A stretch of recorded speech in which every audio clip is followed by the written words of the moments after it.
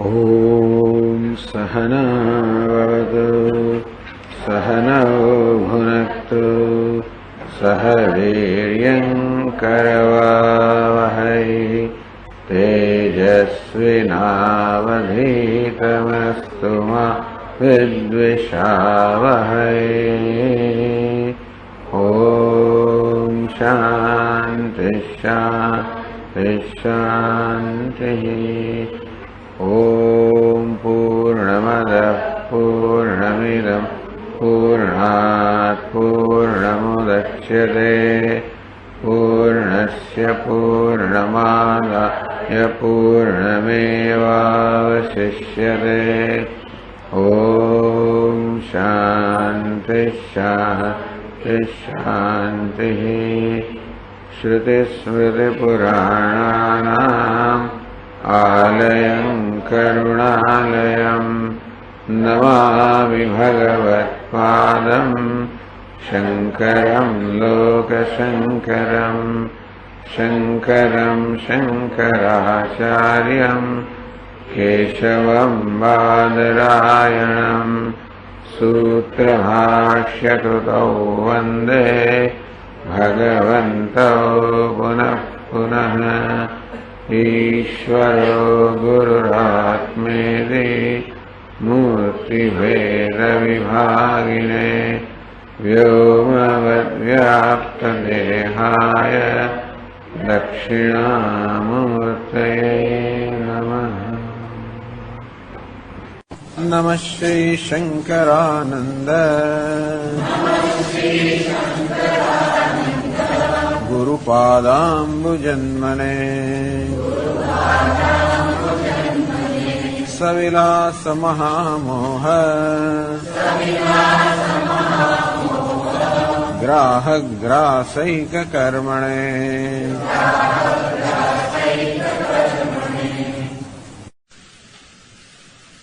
चलो 108वां श्लोक थी। शापानुग्रह सामर्थ्यम्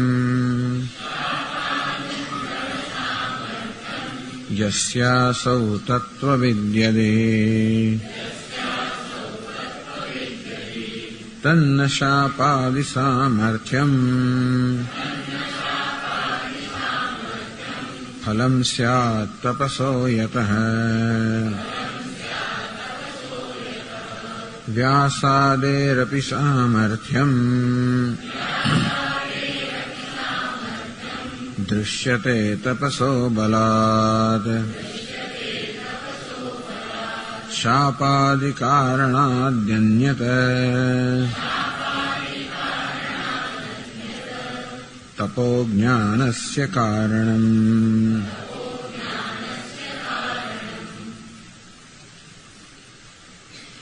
द्वयं यस्यास्ति तस्यैव सामर्थ्यज्ञानयोर्जनिः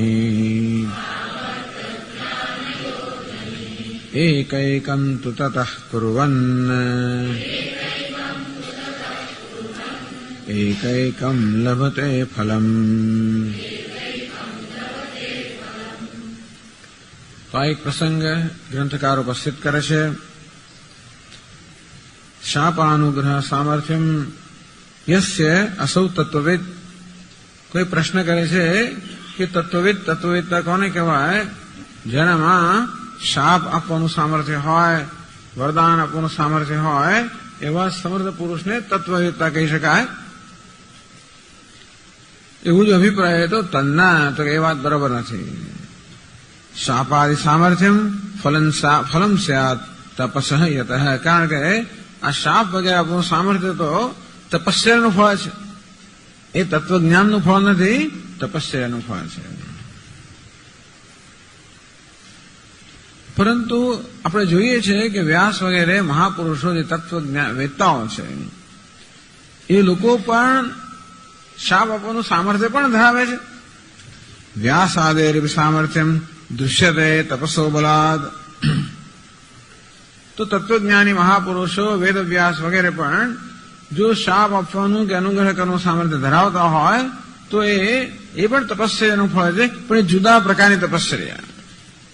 શાપાદિ કારણાદન્યત તપો જ્ઞાનસ્ય કારણમ.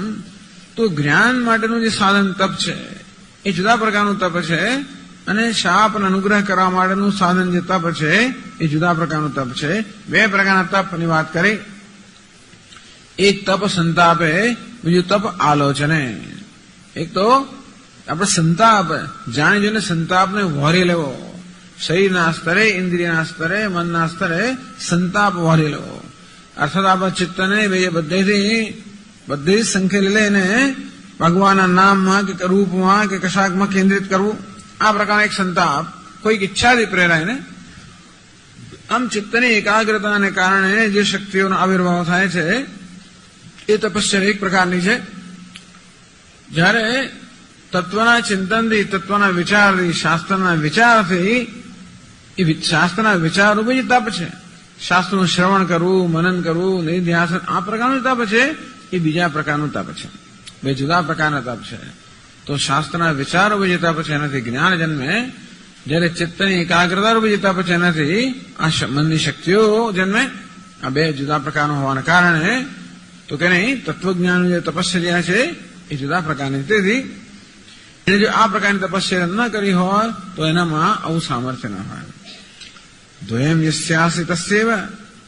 તો કેટલાક તો તત્વજ્ઞાની પણ છે અને જોડે જોડે આવું સામર્થ્ય પણ ધરાવનાર છે. એનું કારણ શું? કારણ કે અમે બંને પ્રકારની તપશ્ચર્યા કરી છે. દ્વયમ યસ્યાસી તસ્યૈવ સામર્થ્ય જ્ઞાનયોર્જની.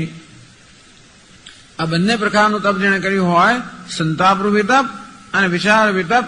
તો સંતાપરૂપી તપને કારણે સામર્થ્ય જન્મે, ઐશ્વર્ય જન્મે, અને આલોચનરૂપી તપને કારણે જ્ઞાન જન્મે. તો વેદ વ્યાસ વગેરે મહાપુરુષોમાં આ બંને પ્રકારનું તપશ્ચર્યા હતી. એ માટે એ બંને આપણને દેખાય છે. પણ એમનામાં બંને દેખાય છે માટે બંને હોવા જોઈએ એવા જરૂરી નથી. તો વેદ વ્યાસ વગેરે મહાપુરુષો તત્વજ્ઞાની હતા એવું આપણે શા માટે કહીએ? કારણ કે સમર્થ હતા એટલા માટે તત્વજ્ઞાની હતા? તો કે ના, એ સામર્થ્ય જે ઉપાધિના સ્તરનું છે અને એ તો ચિત્તની એકાગ્રતા રૂપી તપસ્યાનું જન્મે છે. એ તત્વજ્ઞાન છે તો શાસ્ત્રના વિચારરૂપી તપશ્ચર્યાથી જન્મે છે. કેટલાક મહાપુરુષોએ આ બંને પ્રકારની તપશ્ચર્યા કરી હોવાને કારણે એમના પર બંને દેખાય છે, પરંતુ એવી કઈ આવશ્યકતા નથી. એકમ તો તતઃ કુર્વન એકમ લભતે ફલઃ. એમાંના કોઈ પણ એક પ્રકારનું તપશ્ચર્યા કરવાથી એક પ્રકારનું ફળ મળે. હવે 111 શ્લોકની ચર્ચા આગળ ચાલે છે.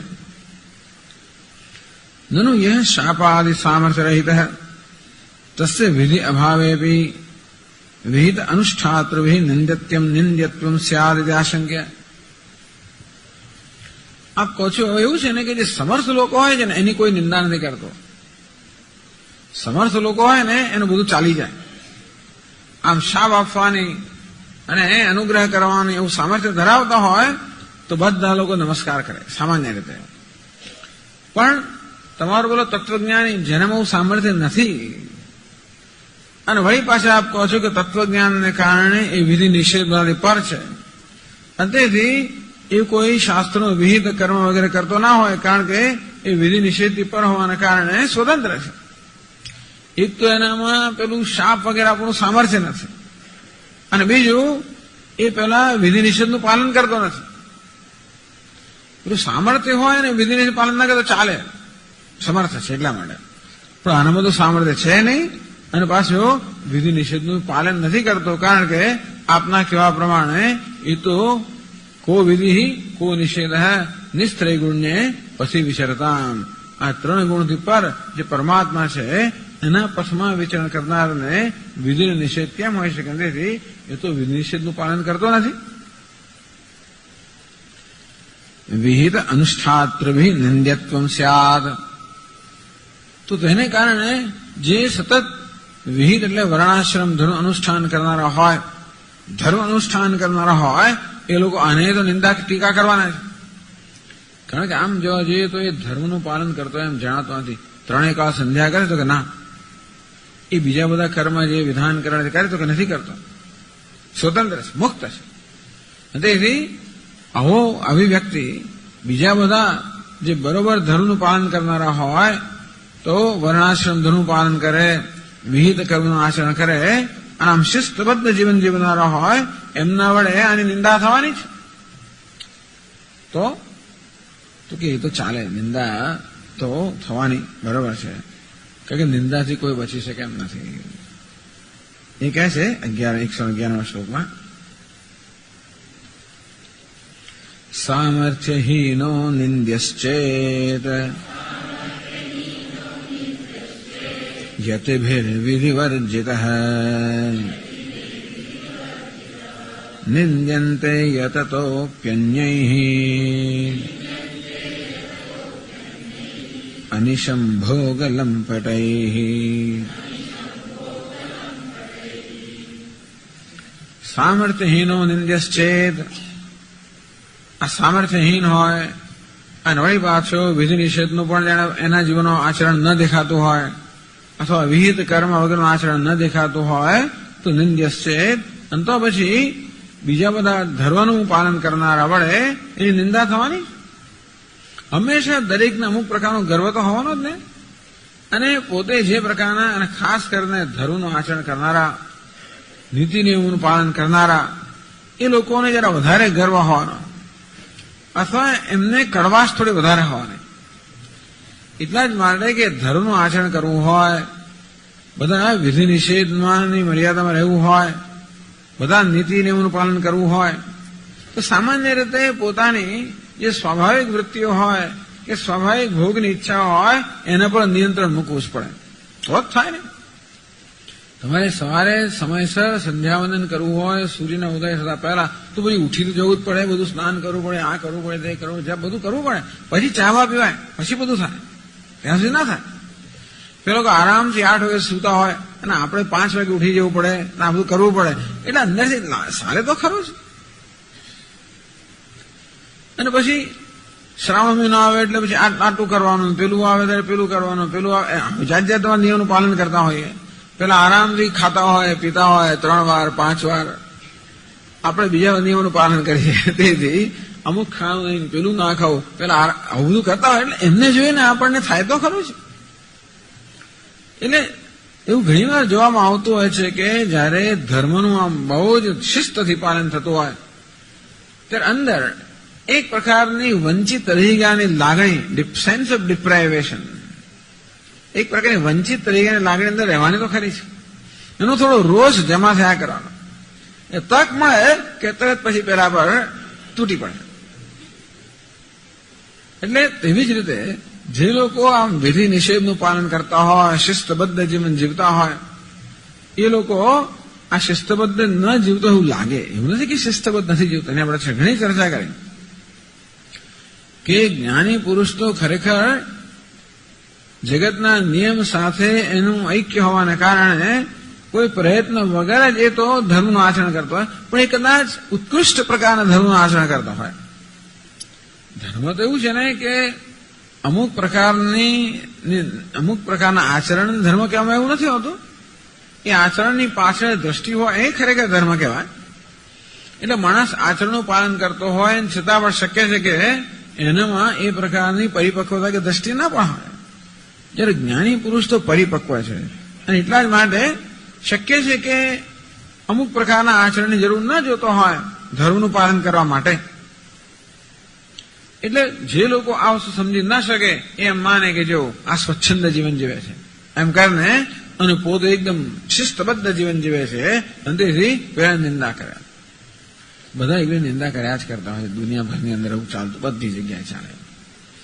ગૃહસ્થો સંન્યાસોની નિંદા કરે, સંન્યાસો ગૃહસ્થોની નિંદા કરે, કર્મના તરત લોકો પેલા વિરક્ત લોકો નિંદા કરે, વિરક્ત લોકો આની નિંદા કરે, ભિક્ષા માંગનાર લોકો પેલા નિંદા કરે, પેલા એમ ચાલ્યા કરતો. નિંદા વસ્તુ એવી છે ને કે એનાથી એક પ્રકારનો આપણને આત્મસંતોષ મળે છે કે એક તો નિંદાનો રસ પણ હોય છે પણ આત્મસંતોષ પણ મળે કે આપણે કંઈક છીએ બીજા કરતા ચડિયાતા છીએ, સંતોષ થાય. પણ બીજે સંતોષ થવાનું કારણ ન હોય તો આ પ્રકારે બીજાને ઉતારી પડે આપણે સંતોષ મળે. આપણી જાતને આપણે ઉપર ના ઉઠાવી શકતા હોઈએ તો બીજા નીચે ઉતારી પાડવાથી પણ એક પ્રકારનો સંતોષ મળતો હોય છે. અને તેથી આવું નિંદા બહુ સામાન્ય વસ્તુ છે, બહુ સામાન્ય વસ્તુ છે. અને તેથી હા એ વાત સાચી છે. પેલા બ્રાહ્મણો બધા હોય, કાશીના પંડિતો બધા હોય અને બરોબર આમ શિસ્તબદ્ધ જીવન જીવતા હોય અને સંન્યાસીઓ ના કરતા હોય એટલે નિંદાને પાત્ર થાય છે. સામર્થ્યહીનો નિંદ્યશ્ચે એ પછી પેલો શાપ આપતી શકતો હોય તો કોઈ નિંદા વિંદા ના કરે પાછા, પણ આમ ના કરતો હોય તો નિંદ્યશ્ચે યતિભિઃ વિધિ વર્જિત હૈ. વિધિ વર્જિત હૈ સામર્થ્યહીન હૈ. એક તો વિધિ નિષેધનું પાલન કરતો નથી અને સામર્થ્ય ધરાવતો નથી. નિંદ્યશ્ચે યતિભિઃ, યતિ એટલે યત્ન કરનારાઓ અર્થાત બરોબર નિયમનું પાલન કરનારાઓ છે એમના વડે નિંદાને પાત્ર થાય. તો સામર્થ્યહીન છે છતાં એમાં વિધિનું પાલન નથી કરતો, ગમે તે રીતે વિધિનું પાલન કરતો નથી અને છતાં સામર્થ્યહીન છે. સામર્થ્ય વાળો હોય તો વાંધો નહીં, એક તો સામર્થ્યહીન છે અને પાછું વિધિનું પાલન કરતો નહીં. સામર્થ્યહીન હોય અને વિધિનું પાલન કરતો તો વાંધો નહીં, બધું એકે નથી. એવું હોવાને કારણે યતિભિઃ નિંદ્યશ્ચેત, તો યતિ અર્થાત યત્ન કરનારા એવા શિસ્તબદ્ધ જીવન જીવનારા છે એમના વડે એ નિંદાને પાત્ર હોય. એવી જો તમને મુશ્કેલી હોય અથવા એ પ્રકારની શંકા હોય અથવા એ તમને વાંધો હોય તો નિંદ્યંતે યતતોપ્યન્યૈઃ અનિશમ ભોગલંપટૈઃ. ત્યારે આ બધા વર્ણાશ્રમ ધર્મનું આચરણ કરનારા, સંધ્યાવંદન કરનારા, શિસ્તબદ્ધ જીવન જીવનારા એની નિંદા કરનારા લોકો છે. કોણ? આવું કશું નહીં કરનારા. ભોગ લંપટૈઃ, ભોગમાં લંપટ હોય, આરામથી 9 વાગે સુધી ઊંઘતા હોય, 10 વાગ્યા સુધી ઊંઘે, રાત્રે 1 વાગે સુઈ જાય, ટીવી જોયા કરતા હોય, જે કરવું એ કરતા હોય. અને આ ભોગ લંપટ છે પણ એ ટૂંકમાં આવું સ્વચ્છંદ જીવન જીવનારા હોય. એ પેલાની હાંસી ઉડાવે કે કેવો છે જો ને 5 વાગે શું કર્યું, 5 વાગે ઉઠી સાહેબ શું કરવા આવું કરવાનું. એ લોકો પેલા નિંદા કે આ જે બીજા નિંદા કરે છે એ નિંદા કરનાર પાછું બીજું કોઈ હોય. કહેવાનો ભાવ એ છે કે કોઈ નિંદાથી મુક્ત નથી. નિંદ્યંતે યતત આપી, યતતો એટલે યત્ન કરનાર જે છે, અન્યૈઃ અનિશમ નિંદ્યંતે, સતત એ બીજાની નિંદાને એ પોતેમાં પાત્ર થતો જાય છે. કદાચ એને કારણે બીજા નિંદા કરતો શું ખબર પડે. આપણું કંઈક થતું એટલે આપણે એનો જરા ચાલો બદલો વાળીએ, બીજા પણ બદલો વાળીએ. અનિશમ ભોગ લંપટ. તેથી જે ભોગમાં લંપટ મનુષ્ય છે, જે કોઈ નીતિ નિયમનું પાલન ન કરતા હોય કે વિધિ નિષેધની અથવા જે વિહિત કર્મ વગેરેનું કોઈ આચરણ ન કરતા હોય એ લોકો આ બધા વર્ણાશ્રમનું આચરણ કરનાર નિંદા કરે અને પેલા નિંદા કરે. ટૂંકમાં કોઈ નિંદાથી મુક્ત નથી. માટે નિંદા થશે માટે કશું કરવું એવું નથી, જે યોગ્ય છે એ કરવું.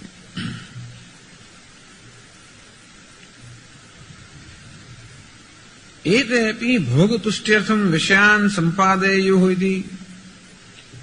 આપનો જે જ્ઞાની પુરુષ છે, જે કોઈ વિધિ નિષેધનું પાલન કરતો નથી, એ પણ પાછો ભોગ તુષ્ટ્યર્થમ પોતાના ઇન્દ્રિયોના ભોગ માટે વિષયાન સંપાદેયુઃ, એ લોકો પણ અનેક પ્રકારના વિષયોનું સંપાદન કરતા હોય તો એક તો પેલું વિહિત કર્મ ના કરે અને ઉપરથી બધા અનેક પ્રકારના ભોગ ની અંદર એ લોકો ધારો કે એમનું જીવન પણ બધું ભોગમય થઈ જાય તો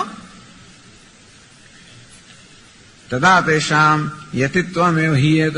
તો પછી આપણે યતિ કહી ના શકીએ. એટલે એ વસ્તુ ઇતિ અભિપ્રાય ઉપહાસતી, ઉપહાસ કરે છે. તો 112મા શ્લોકમાં કહે છે ભિક્ષાવસ્ત્રાદિરક્ષેયુઃ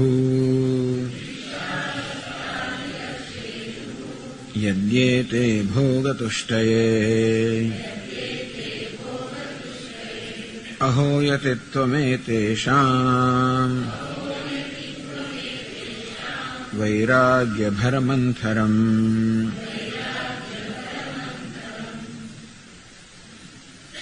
યદિ એતે ભોગતુષ્ટે ભિક્ષાવસ્ત્રાદિરક્ષેયુઃ. ધારો કે આપના તત્વજ્ઞાની અથવા યતિ લોકો જે છે, આપણે જેને યતિ કહો છો, એ લોકો પણ ભોગતુષ્ટે, ભોગને સંતુષ્ટ કરવા માટે, જીભના ભોગ હોય, આંખના ભોગ હોય, કદાચ તમારા ભોગ હોય, ઇન્દ્રિયોના ભોગ હોય, એમને સંતુષ્ટ કરવા માટે ભિક્ષાવસ્ત્રાદિરક્ષેયુઃ, બસ એ લોકો ભિક્ષા, વસ્ત્ર આ બધી વસ્તુનું સતત જતન કર્યા કરતા હોય, એનો સંગ્રહ કર્યા કરતા હોય. તો ભિક્ષા એનું બધું ચિંતન કર્યા કરતા ઘણો થતો હોય. ઋષિકેશ વગેરેની અંદર આ ભિક્ષા જે છે એ પણ એક ચર્ચાનો મહાન વિષય હોય છે. કે આવતીકાલે ક્યાં ભંડારો છે, પેલો ક્યાં ભંડારો છે, પેલા આશ્રમ ભંડારમાં શું થતું હશે, બીજા આશ્રમ ભંડારમાં શું થતું વગેરે વગેરે કદાચ ચર્ચાનો વિષય થાય. ભોગ તુષ્ટ ઘણીવાર શું થતું હોય કે સાધુઓને બીજા બધા ભોગ તો છૂટી ગયા, એક રસ રહી જાય, એક રસ રહી ગયો, તો ઘણી વાર એના પર ધ્યાન કેન્દ્રિત થતું એવું બની શકે. પણ ભોગ તુષ્ટ પોતાના ભોગને સંતુષ્ટ કરવા માટે ધારો કે આ લોકો ભિક્ષા વસ્ત્ર વગેરે બધાનો સંગ્રહ કરતા હોય તો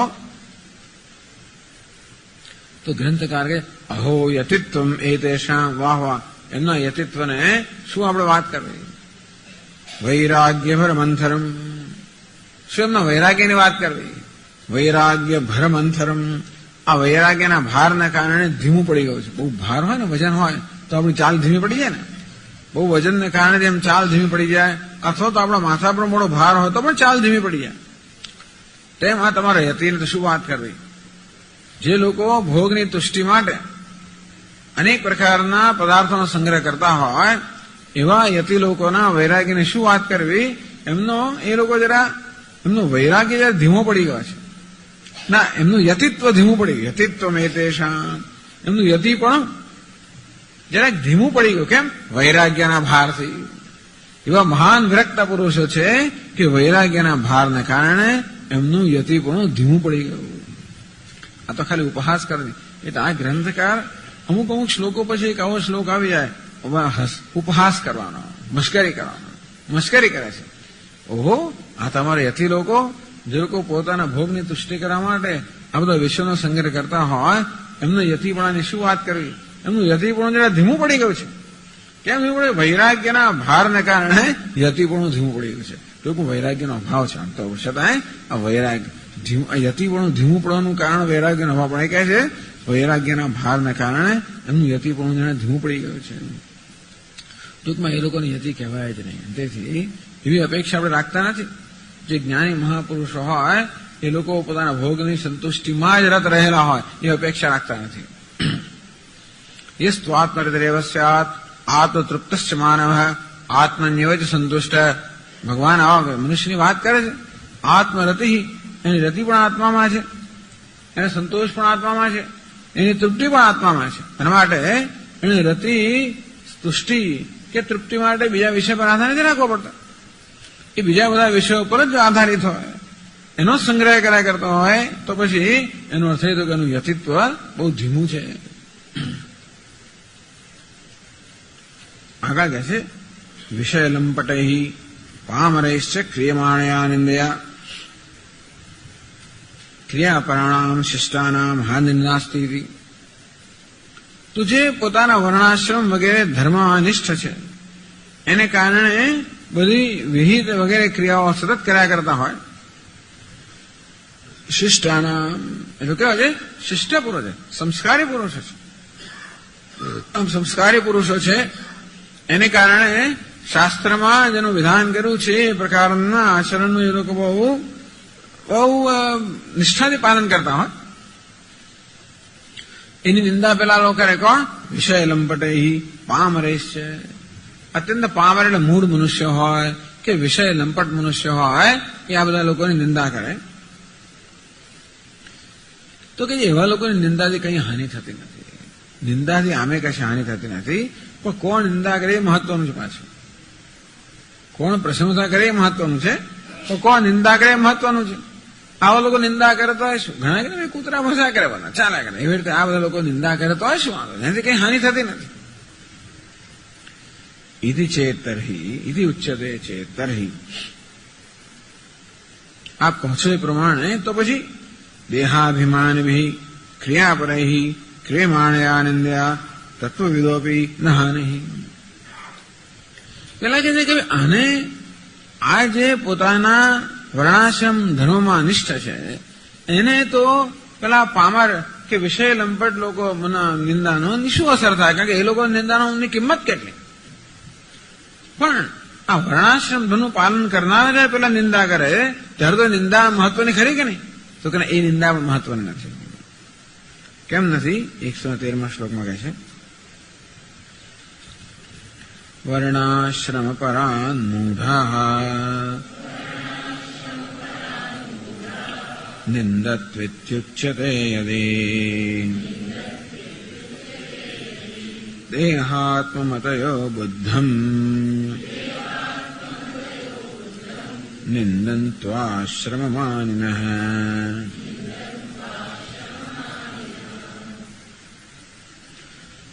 મૂઢઃ વર્ણાશ્રમ પરાન નિંદંતુ ઇતિ. ભલે ને મૂળ લોકો, પામર લોકો, વિષયલંબટ લોકો ભલે ને આ વર્ણાશ્રમ ધર્મનું પાલન કરે, નિંદા કરે, શું એને હાનિ થવાની છે? પણ આ વર્ણાશ્રમ વાળા લોકો પેલા નિંદા કે તો હાનિ થાય કરે કે નહીં? તો કે ના, એ પણ ન થાય. ઇત્યાદિ ઉચ્યતે. આપ જેમ કહેતા હો કે આવા મૂળ લોકોની નિંદાથી જે પેલા ધર્મનિષ્ઠ લોકો છે એને કઈ હાનિ થતી નથી, તો એ ધર્મનિષ્ઠ લોકો પણ કેવા છે? દેહાત્મતયઃ દેહાભિમાનિનઃ. ધર્મનું આ પાલન જે કરનારા છે એ કેવા છે? દેહાત્મા અભિમાનિનઃ. દેહની અંદર એમને આત્મા રૂપે અભિમાન છે. એ લોકો પોતાની ઉપાધિમાં આત્માનું અભિમાન કરનારા છે, ઉપાધિને આત્મા માનનારા છે, અને માટે એ લોકો આ શિસ્તનું પાલન કરે છે ને. પોતે હું બ્રાહ્મણ છું એ પ્રકારનો અભિમાન ધરાવનારો હોય, હું ગૃહસ્થ જે પ્રકારનો અભિમાન જે આ પ્રકારનું અભિમાન જેને આપણે આગળ ચર્ચા કરી કે આ પ્રકારે જે લોકો અભિમાન ધરાવનારા હોય એ જ આ પ્રકારે વર્ણાશ્રમ વ્યવસ્થા અભિમાનો યશ્ચ વિદ્યતે. વર્ણ અમુક વર્ણનો છું, બ્રાહ્મણ ક્ષત્રિય વગેરે, આશ્રમ બ્રહ્મચારી ગૃહસ્થ આશ્રમ, વય યુવાન છું, આધેડ છું, અવસ્થા તો કે કઈ જાતની અવસ્થા છે? રૂગ્ણાવસ્થા છે, તંદુરસ્તી, આ પ્રકારની અભિમાન ધરાવનારો હોય. ટૂંકમાં આ બધા દેહના ધર્મ છે. એ દેહના ધર્મને આત્માના ધર્મ માનનારો કે પોતાના ધર્મ માનનારો હોય એ જ ખરેખર વર્ણાશ્રમ ધર્મનું પાલન કરવાનો છે. આગળ આપણે ચર્ચા કરી તે પ્રમાણે વેદો કહે છે કે બ્રાહ્મણ આમ કરવું જોઈએ, ગૃહસ્થ આમ કરવું જોઈએ, અને સ્વર્ગની ઈચ્છા ધરાવનાર આમ કરવું જોઈએ. તો પછી આ પ્રકારના આદેશોનું પાલન કોણ કરે? જે પોતાને બ્રાહ્મણ માનતો હોય, જે પોતાને ગૃહસ્થ માનતો હોય, જે પ્રકારના ઈચ્છુક માનતો હોય, એ લોકો જ પાલન કરવાના છે. તેથી આ વર્ણાશ્રમ ધર્મનું અનુષ્ઠાન પણ જે લોકો દેહમાં અભિમાન ધરાવનારા છે એ લોકો કરે છે. આ કોણ છે? દેહના અભિમાનથી મુક્ત છે. બુદ્ધમ નિંદંતુ આશ્રમ માનિનઃ દેહાત્મતયઃ આશ્રમ માનિનઃ. દેહની અંદર આત્મમતિ ધરાવનારા અને આશ્રમ માનિનઃ આશ્રમનો માન ધરાવનારા, અર્થાત એ પ્રકારનો ખ્યાલ પોતાના વિશે ધરાવનારા કે અમુક વર્ણનો છું, અમુક આશ્રમનો છું, અમુક વયનો છું, અમુક અવસ્થાનો છું, આ પ્રકારનો ખ્યાલ પોતાના વિશે ધરાવનારા. જે ખ્યાલ તો ઉપાધિમાં અહમભાવને કારણે જન્મતો હોય છે, અને તેથી ઉપાધિમાં અહમભાવ ધરાવનારા આ જે લોકો છે એ ભલે પેલા નિંદા કરતા હોય જે ઉપાધિમાં અભિમાનથી મુક્ત છે. એ પોતાને બ્રાહ્મણ માનતો નથી, એ પોતાને ગૃહસ્થ માનતો નથી, એ પોતાને એવું માનતો નથી, એ પ્રકારનો ખ્યાલ એ ધરાવતો નથી, પોતાને બ્રહ્મ માને છે. એ હોવાને કારણે એને કોઈ પ્રકારના વિધિ નિષેધ લાગુ, બ્રહ્મને માટે કોઈ વિધિ નિષેધ નથી. બ્રહ્મ તો બધા વિધિ પર છે, અને એ બ્રહ્મમાં અભિમાન ધરાવનારા બધા વિધિ નિષેધથી પર હોય, સ્વાભાવિક છે. અને તેથી આપણને પેલા વર્ણ આશ્રમના સંબંધિત ધર્મ અનુષ્ઠાન કરતો, આચરણ કરતો ના જણાય, અને એને કારણે નિંદાને પાત્ર થાય તો આ લોકો નિંદા એને અડકતી નથી. નિંદા કરી કરીને કોની નિંદા કરે? ઉપાધિ નિંદા થાય ને. નિંદા થાય કોની? ઉપાધિ ન થાય. એ ઉપાધિમાં અભિમાન ધરાવતો હોય તો મારી નિંદા થઈ એવું લાગે. નિંદા આપણે સ્પર્શે કરે, સ્વામીજી મને ફલાણો માણસ કહી ગયો, તો હું બસ ત્યારથી હું અપસેટ થઈ ગયો. બરોબર છે. એવું ક્યારે થાય? જેની નિંદા થઈ હોય એમાં અહમભાવ હોય ત્યારે છે જ ને. તો નિંદા થાય, દેહની થાય, આપણા બુદ્ધિની થાય, એવી આપણા આચરણ એ બધાની નિંદા થાય. પણ એને જેનામાં કર્તૃત્વ બુદ્ધિ છે, હું આચરણ કરી રહ્યો છું, દેહાત બુદ્ધિ છે, હું દેહ છું, આ પ્રકારનું અભિમાન અજ્ઞાનને કારણે આ પ્રકારનું અભિમાન ધરાવનારો છે, એને જ એ પ્રકારની નિંદા સ્પર્શે. જેમ પેલા પાવર મનુષ્ય નિંદા કરતા હોય તો આ ધર્મનિષ્ઠ પુરુષની નિંદા સ્પર્શતી નથી. એ લોકો જાણે છે કે આ નિંદા કયા સ્તરથી આવી રહી છે. એ સ્તર સાથેનો કોઈ સંબંધ નથી. અંતે રીતે જ્ઞાની પુરુષ જાણે છે કે આ નિંદા કયા સ્તરમાંથી આવી રહી છે. આ તો દેહાત્મ અભિમાનમાંથી નિંદા આવી રહી છે, પણ એને દેહની નિંદા થઈ રહી છે કે ઉપાધિની નિંદા થઈ રહી છે. એમાં અહમભાવ ન હોવાને કારણે એને કોઈ સ્પર્શતી નથી. માટે એ નિંદાનો કોઈ અર્થ નથી, એનું કોઈ પ્રયોજન નથી, એનાથી એની કોઈ અસર નથી. પ્રાસંગિકમ પરિસમાપ્ય, આવી પ્રાસંગિક ચર્ચા કરી કે ભાઈ જ્ઞાની પુરુષ, પ્રાસંગિક વસ્તુ એ હતી કે જ્ઞાની પુરુષ કર્મ કરે એનાથી એનું કોઈ બગડી જતું નથી. અર્થાત આ જ્ઞાન કર્મનું વિરોધી નથી અને જ્ઞાન કર્મના અભાવનો વિરોધી નથી. અને તેથી આપણે એનું જ્ઞાન કોઈ કર્મથી કે આચરણથી માપવાનું ન હોય, એ મુખ્ય વસ્તુ છે. એનું જ્ઞાન જે છે એ તો જ્ઞાનથી જ માપવાનું હોય, અને તેથી બહારના આચરણથી કોઈનું જ્ઞાન માપવું મુશ્કેલ છે. પરંતુ આ જ્ઞાન કોઈ કર્મનો વિરોધ નથી, અને જ્ઞાન થાય માટે એ કર્મ કરતો હોય તો એમાં કઈ વાંધો નથી, અને કર્મ ન કરતો હોય તો પણ વાંધો નથી. એ પ્રસંગ હતો. એ પ્રસંગની આવી લાંબી ચર્ચા થયા પછી પ્રાસંગિકમ પરિસમાપ્ય, એ પ્રાસંગિક ચર્ચા હતી એની સમાપ્ત કરી. અહીં ગ્રંથકારને ઘણી નિરાત છે. હવે અનેક બધી પ્રાસંગિક ચર્ચાઓ કરવા નિરાત ગ્રંથકારને છે. ભાષ્યકારના બી નિરાત ના હોય, શાસ્ત્રના બી બહુ નિરાત નથી હોતી, ઉપનિષદ વગેરે બહુ નિરાત ના હોય, ભગવદ્ ગીતામાં આવી બધી નિરાત નથી હોતી. જ્યારે આ પ્રક્રિયા ગ્રંથો છે અને શાસ્ત્રમાં રહેલા જે સિદ્ધાંતો કે વિચારો છે એ વિચારોને સમજાવનારા ગ્રંથો છે. એટલે આવી ચર્ચા શાસ્ત્રમાં ક્યાં ક્યાંક આવે, ના આવે એવું કશું નહીં, બધી જગ્યાએ ના આવે. કે કોઈક ઉપનિષદમાં કોઈ ચર્ચા આવે, બીજામાં બીજી ચર્ચા આવતી હોય, એવી ચર્ચા આવતી હોય છે. અને એ બધાની સમજ આપણને આ પ્રકારના ગ્રંથો આપતા હોય છે. પણ આવી પ્રાસંગિક ચર્ચા કરવાની પૂરતી નિરાત આ ગ્રંથકારને છે. એટલે મેં કહ્યું એ પ્રમાણે આપણે ભલે અહીંથી જતા હોય, મુંબઈ જતા હોય, પણ છતાં રસ્તામાં કોઈ સારું સ્થળ આવે તો આપણે જરા જોઈએ. એક સરસ બગીચો છે, જે અહીંયા બધો દરિયો નજીક છે, આ સરસ નદી છે, એટલે પછી આપણે થોડીક આપણી યાત્રા જે છે ને એમાંથી થોડું બીજા રસ્તે પણ જઈએ, ફંટાઈ પણ જઈએ થોડા, એ પાછા આવીએ. એવું નહીં કે પછી જતા જ રહીએ, એવું નહીં. ધ્યેય તો આપણે યાદ હોય કે મુંબઈ પહોંચવાનું છે. મુંબઈ પહોંચવાનું ધ્યેય યાદ હોય ખરું. વચ્ચે ડુમ્મસ આવે જયારે દરિયા કિનારે જતા રહ્યા, પછી ધ્યેય મુંબઈ ભૂલી નથી ગયો. જો ભૂલી જાય તો મુશ્કેલ થઈ જાય. પાછો આવે જ નહીં, ત્યાં ફંટાઈ ગયો. આપણે ક્યાં હતા, શું ચર્ચા કરતા હતા, ક્યાં મારે એવું ઘણી વાર થતું હોય છે. પણ આ બધા મહાત્મા એવા નથી. એટલે એનું ધ્યેય તો એનું રહ્યું છે, ક્યાં જવાનું છે, શું ધ્યેય છે, એ ક્યારેય નજર પાસે હોય જ નહીં. એને ધ્યાનમાં રાખીને જ બધી ચર્ચા થતી હોય.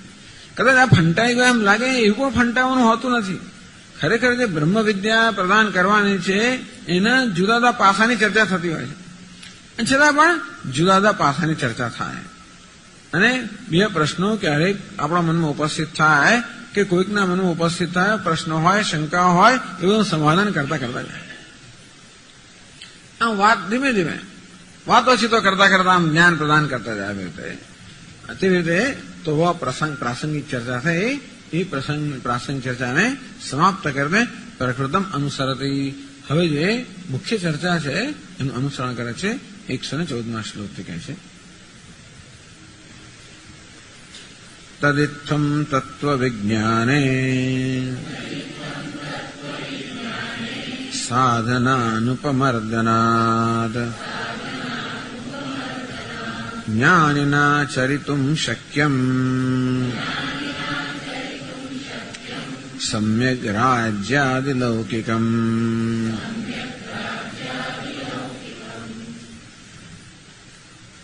તદિત્થમ તો પ્રકૃતમ અનુસરતી. 87 શ્લોકમાં કહ્યું, તત્વવિત્વ વિરોધિત્વા લૌકિકમ સમ્યક આચરેત. તત્વવિત્તુ અવિરોધિત્વાત. આ તત્વજ્ઞાની છે એ તત્વજ્ઞાન વ્યવહારનું વિરોધી ન હોવાના કારણે તત્વજ્ઞાની મહાપુરુષ છે એ તો લૌકિકમ સમ્યક આચરેત, લૌકિક વ્યવહાર સારી રીતે કરી શકે તો એનાથી તત્વજ્ઞાનમાં હાનિ આવતી નથી, એવું કહ્યું. અને 90મા શ્લોકમાં એ પણ કહેવામાં આવ્યું, મનોવાક કાય તદ્બાહ્ય પદાર્થા સાધનાનિ તાન તત્વિન ન ઉપમૃદનાદિ વ્યવહારોસ્ય નો કુતઃ. તો કહ્યું એ ચર્ચા થઈ આગળ કે તત્વજ્ઞાની જાણે છે કે આ જગત મિથ્યા છે, જગતની પ્રતીતિ છે, પણ પ્રતિ છે તો મિથ્યાત્વનો નિશ્ચય છે. એટલે જગતની પ્રતીતિ છે, જગત વ્યવહાર પણ છે, પણ મિથ્યાત્વ નિશ્ચય છે. માત્ર મિથ્યા તો નિશ્ચય છે, જગતનો નાશ નથી. એટલે મન, વાણી, કાયા અને બહારના બધા સાધનો વ્યવહાર કરવા માટે આ જે બધા સાધનો જોઈએ એ સાધનો છે, એ મિથ્યા છે એવો નિશ્ચય છે, પરંતુ એ સાધનો નાશ થઈ જતો નથી. અને માટે એ સાધનોની મદદથી એ જરૂર વ્યવહાર કરી શકે અને સારી રીતે વ્યવહાર કરી શકે. આમ ચર્ચા એ હતી કે આ તત્વજ્ઞાન કોઈ રીતે વ્યવહારનું વિરોધી નથી. તદિત્થમ તત્વવિજ્ઞાને સાધન અનુપમર્દનાત. તદ એટલે તસ્માત કારણાત, એ કારણ છે. ઇત્થમ ઉક્તેન પ્રકારેણ, હમણાં જે બધી ચર્ચા કરવામાં એ રીતે તત્વવિજ્ઞાને સતી, તત્વવિજ્ઞાને આવી સતી સપ્તમી છે. તદિત્થમ તત્વવિજ્ઞાને, આ તત્વવિજ્ઞાન જયારે હોય ત્યારે સાધન અનુપમર્દનાત, સાધન અનુપમર્દનાત એ સાધન છે. મન, વાણી, કાયા અને બહારના પદાર્થો સાધન છે વ્યવહાર કરવા માટેના. અનુપમર્દનાત, એનું ઉપમર્દન થતું નથી, એનો સ્વરૂપથી નાશ થતો નથી. એનો મિથ્યા તો નિશ્ચય છે, પરંતુ સ્વરૂપથી નાશ થતો નથી. લૌકિક વ્યવહાર સાધનાનામ મન આદિનામ અવિલાપનાત. તો આ લૌકિક વ્યવહાર કરવા માટે સાધનભૂત જે આ બધા મન, વાણી, કાયા અને બહારના સાધનો છે એ બધાનો અવિલાપના, એનું વિલાપન થયું નથી, વિલો અથવા એનો નાશ થયો નથી. જ્ઞાનના આચરિતું શક્યમ સમ્યક રાજ્યાદિ લૌકિકમ, રાજ્ય પણ કરી શકે. જેમ જનક રાજા વગેરે મહાપુરુષો હતા, અશ્વપતિ વગેરે રાજ્ય સુદ્ધા કરે. લૌકિકમ રાજ્યાદિ, રાજ્ય પરિપાલનાદિ કર્મ જ્ઞાનીના સમ્યક આચરિતું શક્યમ. તો જ્ઞાની પુરુષ જરૂર પડે તો એ પ્રકારનું કર્મ કરવા પણ શક્ય છે, એનું પણ શક્ય છે. કારણ કે એનો અહંભાવ નથી, એનો મિથ્યાત્વ નિશ્ચય બહુ સ્પષ્ટ છે, અને તેથી એ વ્યવહાર કરી શકે અને કદાચ સારી રીતે વ્યવહાર કરી શકે. જેમ પેલો અભિનેતા હોય ને એ ભિખારીનો અભિનય બહુ સારી રીતે કરી શકે. મિથ્યા છે, એનો મિથ્યાત્વ નિશ્ચય છે જ મનમાં કે આ ભિખારી પણ મિથ્યા છે. એટલા માટે ભિખારીનો અભિનય કરે ત્યારે પણ એ ભિખારી બની જતો નથી, એમાંનું તાદાત્મ્ય થતું નથી, એમાંની આસક્તિ થતી નથી. એ ભિખારીનો વેશ લેવાના કારણે એને કદાચ માન અપમાન મળે તો એની અસર એમ થતી નથી. ભિખારીનું અપમાન પણ કોઈ કરે એનું જાત જાતની રીતે એની સાથે વર્તે, કઈ અસર થતી નથી. અને પેલા બીજા આપણા રોજના ભિખારી કરતા ઉલટો સારી રીતે અભિનય કરી શકતો, સારી ભીખ માંગી શકે. તો જેવી રીતે કરોડપતિ જે છે એ ભિખારી પણ બની શકે, કારણ કે એ ભિખારી પણ મિથ્યા હોવાના કારણે. કરોડપતિ પણ ભિખારીપણાનું વિરોધી નથી, કે ભિખારી થવાને કારણે એ કરોડપતિ કારણે વ્યવહારમાં એને કોઈ મિથ્યા એવું હોવાને કારણે મિથ્યાત્મનો નિશ્ચય વ્યવહારનો વિરોધી નથી.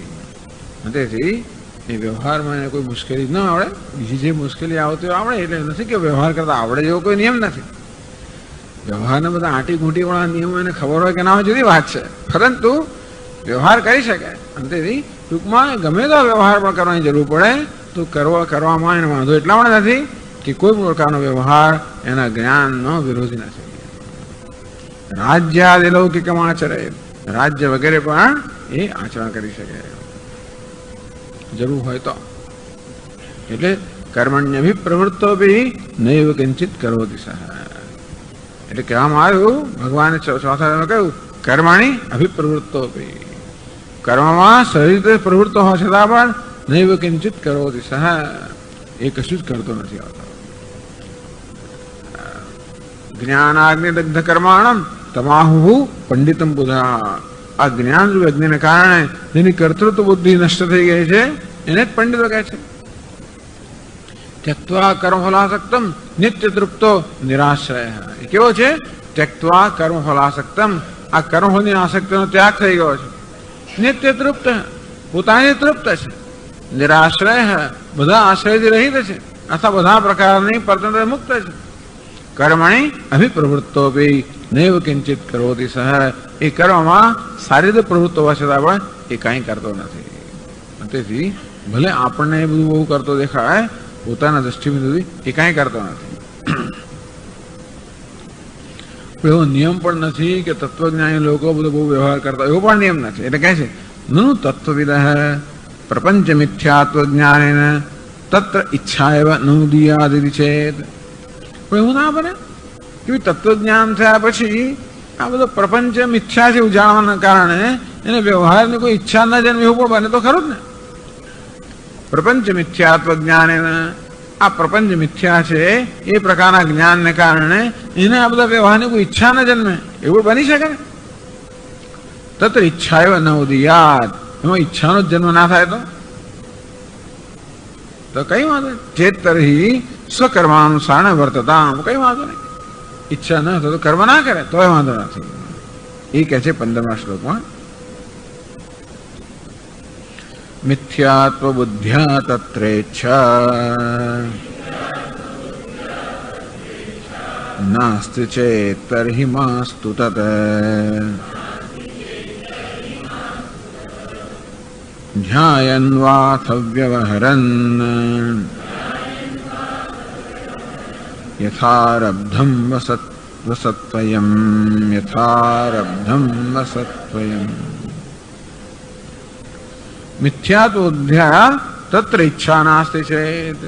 ધારો કે જ્ઞાન યદૃચ્છાલાભ સંતુષ્ટ દ્વંદ્વાતીતો વિમત્સર સમસિદ્ધાવસિદ્ધૌ ચ કૃત્વાપી ન નિબધ્યતે. એ તો યદૃચ્છાલાભ સંતુષ્ટ, જેને લાભ જે મળે એનાથી સંતુષ્ટ છે. દ્વંદ્વાતીત વિમત્સર એટલે ઘણા જ્ઞાની પુરુષો કઈ કર્મ નથી કરતા હોતા. શારીરમ કેવલમ કર્મ કુર્વન આપનોતિ કિલ્વિચમ, માત્ર પોતાના શરીરને જાળવવા પૂરતું કર્મ કરતા હોય છે. અને તેથી આપણી દ્રષ્ટિએ વિહિત કર્મ ના કરતા પણ કોઈ પ્રકારનું પાપ એમને રાખતું નથી. એટલે કયા પ્રકારનું આચરણ કરવું એનો પણ કોઈ નિયમ નથી. મિથ્યાત્વ બુદ્ધ્યા એટલે અહીંયા કહે છે. અને એના મૈત્રાયણીય ઉપનિષદ પ્રસિદ્ધ બૃહદ રસવત, એક મૈત્રાયણી ઉપનિષદ છે. બહુ ઉપનિષદોમાં એક મૈત્રાયણી ઉપનિષદ છે. એમાં એક બૃહદ રાજા છે. એ બહુ મોટો રાજા હતો. પછી એને વૈરાગ્ય જન્મ્યો એટલે બસ જંગલમાં જઈને તપશ્ચર્યા કરવા લાગ્યો ને બહુ કડી તપશ્ચર્યા, કેટલી લાંબે વર્ષ, કેટલા વર્ષો સુધી કરી. એના પરિણામે એક મહાપુરુષ એમની પાસે આવી ગયા અને તું માગે તો વરદાન આપો. તો બૃહદરથ રાજા કહે છે કે મને તો આત્મજ્ઞાન જોઈએ છે. તો કીધું એ વરદાન ના માગીશ, તું બીજું કઈ માંગ ને, તું રાજા છે એ પ્રકારનું વરદાન માંગ. ત્યારે બૃહદ રાજાએ બહુ મોટું ત્યાં આગળ પ્રવચન આપ્યું કે એ બધાનું માંગીને શું કરવું, આ શરીર તો શાનું બનેલું છે, એમાં શું મોહ હોય આ રાજ્યમાં, એમ કરે બહુ લાંબુ પ્રવચન આપ્યું. એમ કરીને પોતાનો તીવ્ર વૈરાગ્ય જાહેર કર્યો. ત્યારે પેલા ઋષિ કે જરૂર, તો હું તને જરૂર ઉપદેશ કરીશ. એટલે કે આ બૃહદ રાજાની વાત છે કે એમને આ રાજ્ય કરવામાં કશો રસ નહોતો, એવું પણ છે.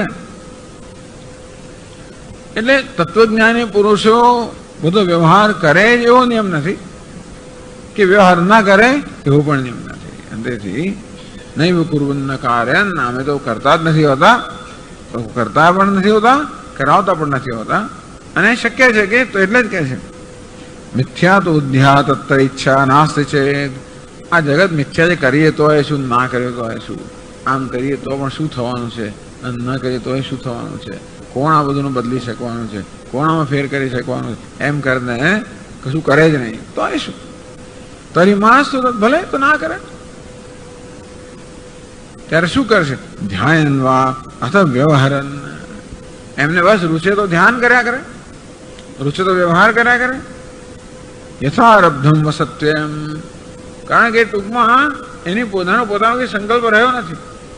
પ્રારબ્ધાય સમર્પિતમ સ્વવપુઃ યથા આરબ્ધમ વસતુ અયમ, અયમ યથા આરબ્ધમ વસતુ. પ્રારબ્ધ જે પ્રકાર લઈ જાય એ પ્રકારે જીવન જીવે. જે વિવેક છોડાવવાને કહ્યું તે પ્રમાણે પેલું ઝાડ પરથી પાંદડું ખરે એ ક્યાં પડશે? પવન જ્યાં લઈ જાય ત્યાં જાય. તો જ્ઞાની પુરુષ પણ કેવો વ્યવહાર કરશે? એના પ્રારબ્ધનો પવન એને જ્યાં લઈ જાય ત્યાં જાય. એટલે યથારબ્ધમ અયમ વસતુ, એટલે એનું પોતાનો સંકલ્પ ન હોવાના કારણે પ્રારબ્ધ કે ઈશ્વર કે સમષ્ટિ જે પ્રકારનો સંકલ્પ એના અમુકે એ પ્રકારનો વ્યવહાર ન થાય. ભલે ને એમ કરવો. ટૂંકમાં એના વ્યવહાર કરે કે ન કરે એ જ્ઞાન માટેનો કોઈ માપદંડ નથી. પણ એટલી વસ્તુ છે કે વ્યવહાર કરવો એ પણ જ્ઞાનનો વિરોધી નથી, વ્યવહાર ન કરવો એ પણ જ્ઞાનનો વિરોધી નથી. ચાલો આજે અત્યારે આપણે અહીંયા જ સમાપ્ત કરશું. ઓમ પૂર્ણમદ પૂર્ણમિદમ પૂર્ણાત પૂર્ણમુદચ્યતે પૂર્ણસ્ય પૂર્ણમાદાય પૂર્ણમેવાવશિષ્યતે. ઓમ શાંતિ શાંતિ શાંતિ. શંકરં શંકરાચાર્યં કેશવં બાદરાયણં સૂત્રભાષ્યકૃતૌ વંદે ભગવन्तौ પુનઃ પુનઃ.